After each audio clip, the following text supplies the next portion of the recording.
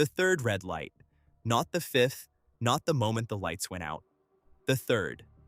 That is where the stewards say Lewis Hamilton's car moved at Silverstone, and it is the sentence that has quietly followed him through every race since. Here is what the decision says, and I am going to read it the way you would read a document without decoration. After the third red light was illuminated, and before the start signal was given, car 44 moved. 5-second time penalty, the default sanction under the sporting regulations for a false start, served at his first pit stop. That is the whole finding. It does not mention a sensor. The reason that omission matters is that the sensors are the system. Modern Formula One does not rely on a human eye at the start. There are transponders under every grid box, and their job is to detect movement before the signal. That is the mechanism the sport built specifically, so that starts would not be a matter of opinion. Subscribe before we go further, because this channel spent the last video on the Monaco measurement error, and this one is the other half of the same problem, and put your country in the comments. That question gets more replies than anything else we ask here, and I read every one of them. Now, the man who has to answer for Ferrari in public is also the man who has the least incentive to attack the governing body, because he needs the stewards room 45 weekends a year and he knows it. Fred Vasseur does not do outrage. He is the team principal who spent that same Silverstone weekend describing his rebuild with Hamilton as small stone after small stone, and refusing to call any of it a game changer. That is the register he operates in. This is what that man said to Crash.net on the 6th of July. From the sensors, he said, they do not see the car moving on the grid. But it is true that on the video, you see the sticker on the tires moving a little bit. And then carefully, that it is not him judging whether it was a false start. Pressed on whether he agreed with the penalty, he said he thought it was a bit harsh when the sensors are not moving. He also said the stewards do not comment on their decisions, so they have to accept it. Put the official version on the stand. What triggered the investigation? The stewards' document does not say. What evidence did they cite? Movement after the third red light? What did the automated system detect? According to Ferrari's team principal, nothing. So what closed the gap between those two things? Onboard video and a sticker on a tire rotating a small amount? And who explains the reasoning? Nobody, because stewards do not comment on decisions. That is the part Vasseur put on the record without raising his voice. A system that produces automatic penalties, and a decision process that produces no explanation. Follow the chain, because the driver's own account did not stay still either. On the Sunday, still in the paddock at Silverstone, Hamilton told the media that he jumped the start and that he had done it very few times in more than 380 races. 3 weeks later, in Hungary, speaking to Racing News 365 and others, he said something different. He maintained that he did not jump the start. He said the Silverstone decision had been discussed in the driver's briefing and that his understanding from that room was that movement before the lights should not be penalized if the car was not moving when the lights were on and had not left its box. He said there have been drivers in the past who moved and were not penalized. And he said the stewards were looking into the matter. Hold that thought, because it has just widened.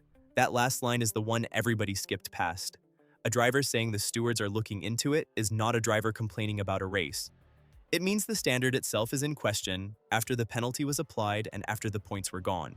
The rule was enforced first and examined second, and that is exactly what happened 5 weeks earlier in Monaco with a different instrument. Cold version, because the facts do the work. 5 drivers were penalized in Monaco for exceeding the pit lane limit by 1/10 of a kilometer an hour. Formula One management later admitted to the stewards that the distance used to calculate those speeds was wrong. A LiDAR scan found the gap between the timing loops was 77 centimeters shorter than the figure the system had been set up with. Alpine won a right of review, Pierre Gasly got his podium back, and Hamilton, who had already served his, got nothing, because served penalties cannot be undone. Now put the 2 weekends side by side in one sentence. In Monaco, the instrument spoke, and it was wrong. At Silverstone, the instrument said nothing and was overruled.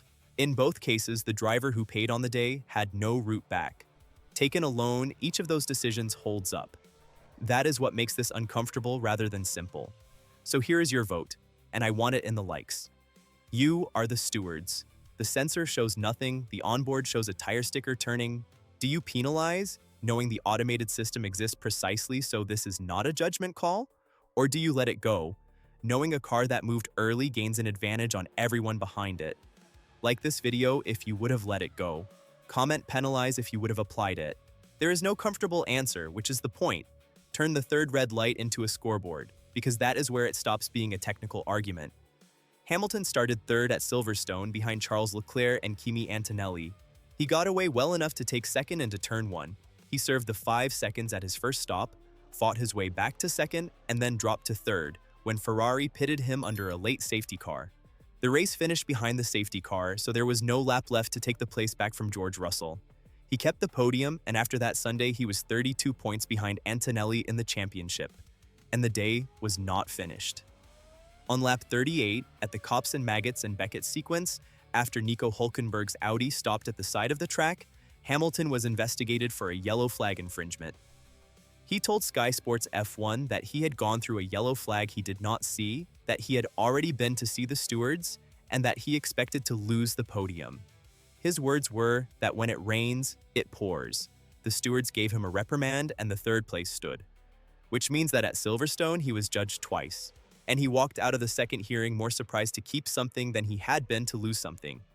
There is a precedent for the stewards reversing themselves on a start, and it belongs to the same driver. 6 years ago in Sochi, Hamilton was given 2 5-second penalties for practice starts in the wrong place, each carrying a penalty point. Hours after the race, the stewards removed the penalty points after the team told them Hamilton had been instructed to do the practice starts in the wrong place, and after the stewards listened to the team radio themselves. The time penalties stayed, the paperwork was replaced, so the mechanism for revisiting a start decision exists.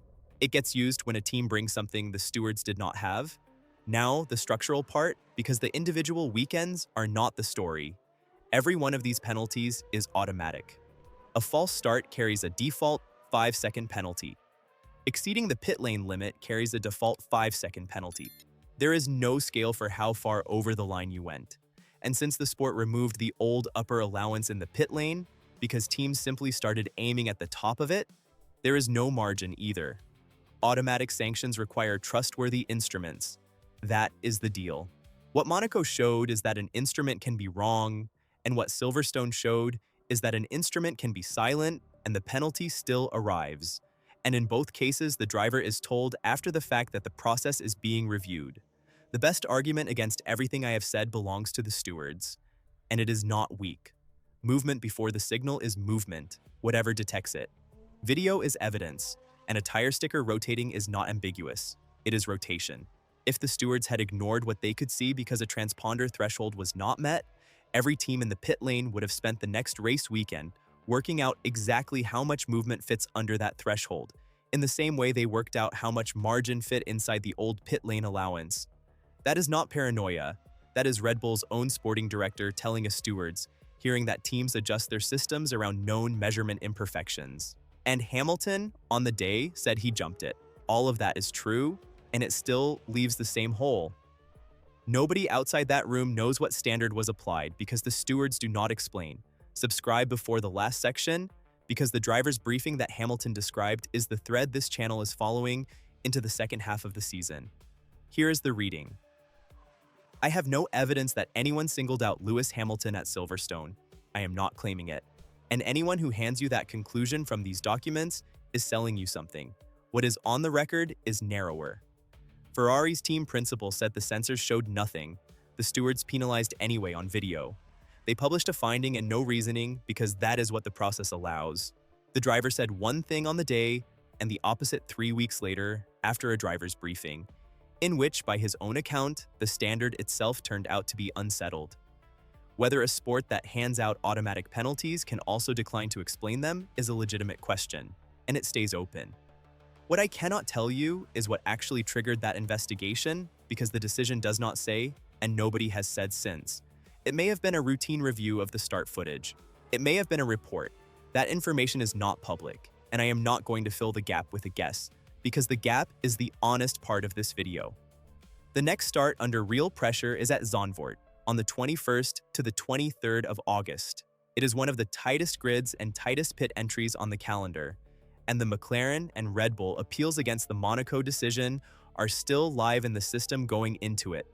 So give me the one-word answer. If the sensor detects nothing, should video alone be enough for an automatic penalty? Yes or no in the comments, and I will read the count at the top of the next video. Like it if you want that count. Subscribe so you get it. Until the next one.